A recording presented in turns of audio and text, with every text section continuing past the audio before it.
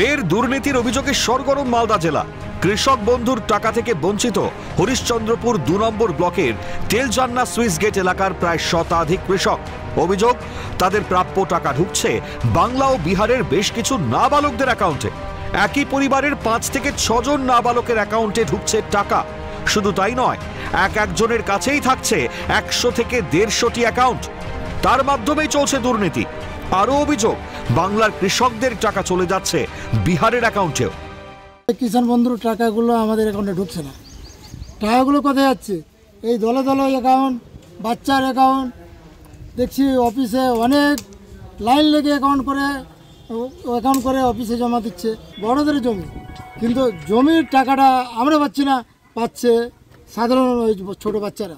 অনেক বাচ্চার অ্যাকাউন্ট, একজনের কাছে না হলো ১৫০-২০০ অ্যাকাউন্ট বাচ্চা, একটা লোকের কাছে, সামান্য একটা দালাল। ওইখানে দালালটা করে কি অ্যাকাউন্টগুলো? আজকের সঙ্গে বাচ্চাদের টাকা ঢুকছে, আমাদের টাকা ঢুকছে না। টাকাটা কিসের? টাকাটা কিসের বন্ধু টাকা? কি চাইছেন? টাকা চাই, সরকার টাকা চাই, টাকা দিতে পাই না। ওরা টাকাটা পাশে ফসে গেছে, কোথায় আমরা ওটা ধরতে চাই আমরা। দুর্নীতি রুখতে প্রশাসনের পদক্ষেপের প্রয়োজন, সাফ জানিয়েছেন সিএসপি ব্যাংক ম্যানেজার। টাকা ঢুকছে বাচ্চাদের অ্যাকাউন্টে, এরকম কিছু দেখলাম আমি। কত বছর বাচ্চাগুলো দেখলেন? কত বছর বয়স হবে? 10 থেকে 10-12 বছর বাচ্চাগুলো ঢুকলো। দুর্নীতি তো হচ্ছে, কিন্তু দুর্নীতি করার জন্য কিছুটা প্রশাসনকে হোক আর কিছু সরকারের ব্যবস্থাটা নেওয়াটা দরকার। 50টা 60টা করে প্রতিদিনই আসছে, মানে যখন থেকে টাকাটা ঢুকেছে কৃষক বন্ধু এই দেখতে পাচ্ছে না, হচ্ছে না, মাথায় হাত দিয়ে চলে যাচ্ছে ঘুরে ঘুরে। কোনো কৃষক আমাদের কাছে এই নিয়ে কোনো রকম অভিযোগ জানাননি। যদি এরকম কোনো ইনফরমেশান থাকে তাহলে আমি তাদেরকে এনকারেজ করবো তারা আমাদের কাছে অভিযোগ জানান। লিখিত অভিযোগ যদি জানায় তাহলে আমরা সেই হিসেবে ব্যবস্থা করব। আপাতত এরকম কোনো ইনফরমেশান আমাদের কাছে নেই। কনসার্ন ডিপার্টমেন্টে গিয়ে পুরো ডিটেলসগুলো আমরা দেখব। ওটা তদন্ত করার পর আমরা কনক্লুসিভ ডিসিশনটা দিতে পারব।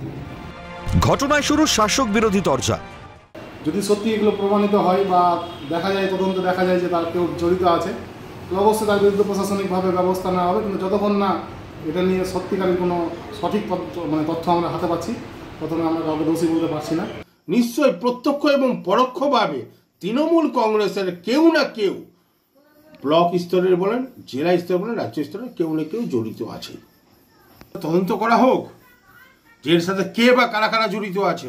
এত বড় জালিয়াতি, এত বড় দুর্নীতি কিভাবে সম্ভব? তাহলে কি এর পিছনে প্রশাসনের মদত রয়েছে? কারণ প্রশাসনের মদত না থাকলে এই বড় ধরনের দুর্নীতি কোনোভাবে সম্ভব নয়। তাহলে প্রশাসনও কি এর সঙ্গে যুক্ত রয়েছে? প্রশাসনও কি এই দুর্নীতিতে সায় দিচ্ছে? সব থেকে বড় প্রশ্ন। মালদার হরিশ্চন্দ্রপুর থেকে অভিষেক সাহা, ক্যালকাটা নিউজ।